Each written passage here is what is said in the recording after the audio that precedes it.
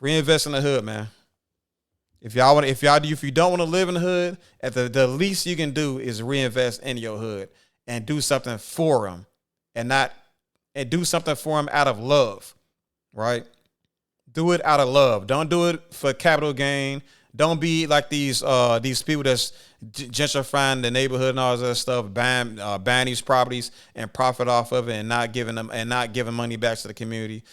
There's so many blacks that we label bourgeoisie and all this other stuff. There's so many of these people that don't do anything for the people they made the most of their money from.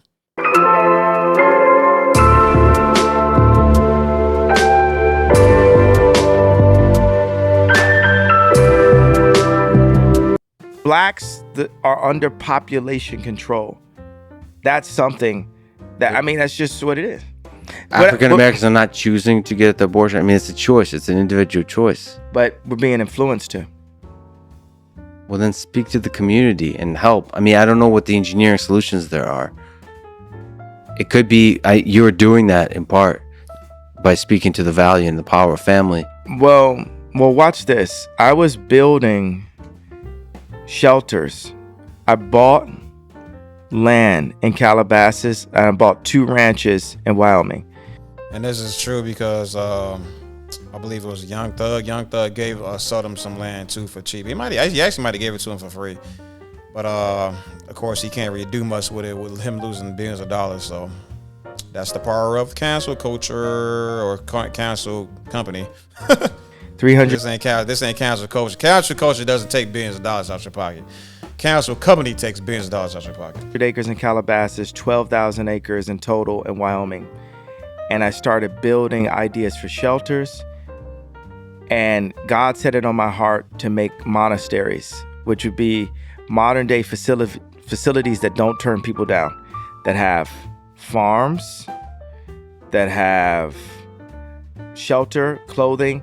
But first of all, water. First of all, knowledge. Because knowledge is the most important resource to our species above water. Knowledge itself, because then you can go get water. I mean, you can argue like if you're a baby, how do you get water? But the baby doesn't have it, so someone with the knowledge then feeds the baby the water. But it's important that those with the knowledge teach the baby how to find the water themselves.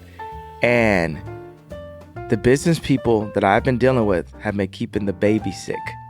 Yeah. By not sharing the information and the knowledge within inside of those contracts. My people are sick. If I load up Apple Music right now and I play the top songs in the rap chart, I would tell you my people are sick. If I go to the restaurants and opportunity zones and we look at the calorie rating and the cholesterol, I will tell you that my people are sick. If we look at the obesity rate, if you go to just a restaurant somewhere in Middle America, Denny's or something, I went to Denny's the other day, you will see that my people are sick. And my people meaning all people, right? But black people are very influential to all people. Yeah. So, right, if the media picks overweight black woman and says this is body goals, then the media are influencing my people to stay sick. Yep. And it just so happens that night, and it's not just obesity, right? I need you to really understand that obesity thing, that is just one example of every problem with his people. Right, it's like the culture he was directly referring to was blacks, right? And there's people up there at the very top, right? The ones that's pulling the strings, right? Those are the people that's keeping our people sick. I was so frustrated after 20 years that I had to call it out in one tweet. That now, even if I say, hey, okay, I was frustrated for these reasons, now it's not good enough. You've literally tried to make me re-apologize 10 times in this meeting, re-say this, re-say that. But it doesn't change the fact that my people are sick, and I'm the only person in my position that will say that my people are sick. Today, not 30 years ago, not 60 years, my people are sick today. 50% of my people's of deaths are abortion today. My people don't have the opportunities today. Even to the point that, because if JP Morgan had been nice to me, and if Alex Klein, a STEM player, had been fair to me, different things, then I wouldn't even point it out that we don't have any black, we have 2 black engineers. So I have to have a responsibility, obviously to all people, but specifically to my tribe, because tribes move. You know, tribalism is real with black people. To separate the brightest from the tribe, or to separate the leaders, it is factual that the CIA removed the leaders from the black community. Removing our brightest from our communities is assassination of the community, right?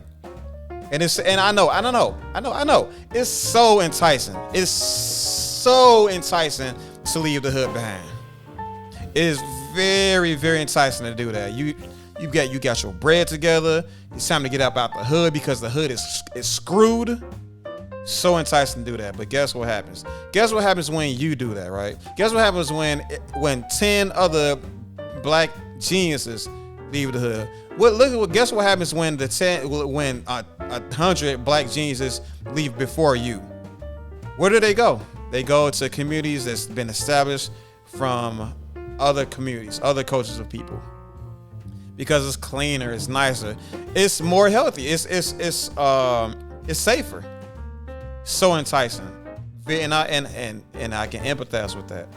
But nobody empathizes with the hood that you left. You turn back, you say, man, that place sucks. I'm glad I'm leaving. And you know what? Every black genius before you said the exact same thing.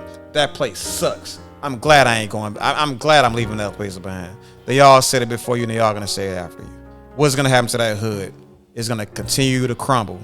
It's gonna continue to have no black entrepreneurship, no black established businesses, nothing that's black owned that can funnel, that can go back into the black community. Dr. Claude Anderson himself speaks on this over and over again. The money needs to bounce back into the community several times in order for a community to grow and develop. Because who's going to develop the community if blacks don't do it? If the people that live in the community don't do it?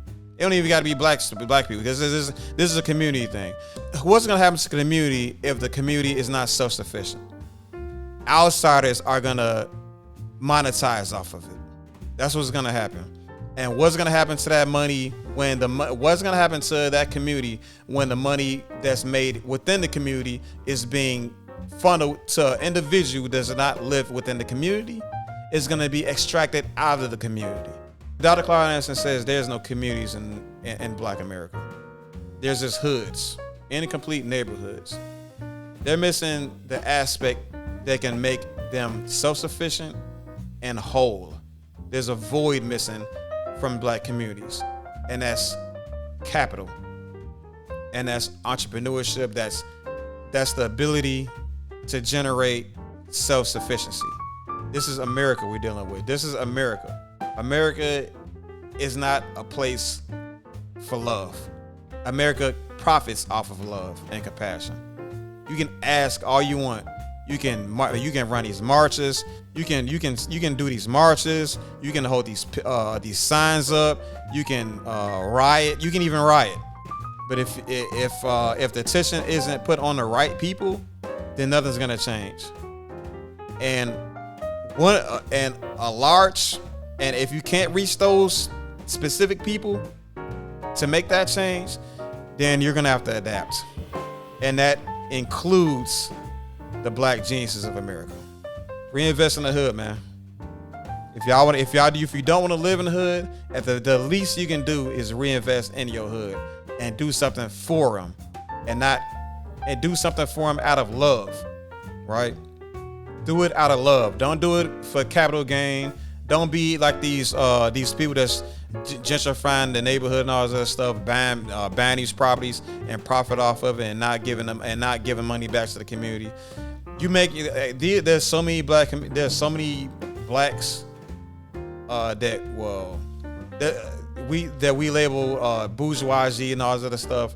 There's so many of these people that don't do anything for the people they made the most of their money from. The community made them who they were. The community earned them their stripes, essentially. Without the community, without the culture, they wouldn't be who they are. They would not have the gift of gab that they have. They like the streets raised them. The streets toughed them to the point where they are who they are. And when I say they are, and when I say that, what I mean is, without that struggle, you wouldn't have the visibility that you have. You wouldn't have the skill set that you have. As weird as that sounds, as strange as that sounds, as cynical as that sounds, it's the truth. And you owe the hood your riches. I mean, you owe the hood. I mean, I don't know. Maybe I do it. Maybe that's what it is. Maybe that is exactly what it is. You are indebted to the hood. If you came to the hood, if you are selling the hood to America, you are indebted to the hood because the hood made you. Let's continue on. Put crack in the communities, put guns in the communities, and locked up all the leaders and called them gang leaders, right? Locked up all the leaders, locked up all the fathers. Now 72% of black mothers are raising children by themselves. And this is gonna be another hot take. What's that man named? Larry Hoover. Larry Hoover was a leader in the black community. Before Chicago gangs, before what Chicago gangs are known for today, it was something very different back then. It said that GD stood for growth and development. Probably still does. I don't know, but that's what's understood, right? And Larry Hoover started that. But look what they did to Larry Hoover. Put him in. They separate him from the community. So now it's just not what it not. So now that Chicago gang is not what it was. Agenda like a Tuskegee experiment set on my people, right? And what I'm calling out for Tuskegee experiments. Look that stuff up. All these are metaphors. All these are symbolic. He's speaking in parables, but it makes perfect sense when you understand the reference to what he's speaking of. For the black people in entertainment is, what are we doing? We have to collude. And if we don't collude, because even if I said, hey, I'd like to make a company that's all black, right? Is that okay for me to say? Maybe not. Is that okay for me to say? Or is that anti-Semitic? See, if I hadn't crossed the line so far, then that would have sounded anti-Semitic. Now I've stretched a bit, so now we can go to, okay, let's make an all-black company. But that would have been anti-Semitic. Just that concept, because you could word that in a different way that would sound anti-Semitic. I don't know, man. I have to. Listen. If I said listen, that I didn't want to have the Jewish people in the company, would that be anti-Semitic? It would sound like it, right? You'd say I'm from 1930s, right? Yeah. But for me as a tribe to say, no, I want an all-black company, right? I'm generally against that kind of thing, but first of all, you have the right to do whatever the hell you want. This is America. Well, what I'm saying is that's what I feel may need to happen for my people to have power again, because when my people have been left under the media's control, we've been made sick. We've been allowed to be sick. We're promoting sickness.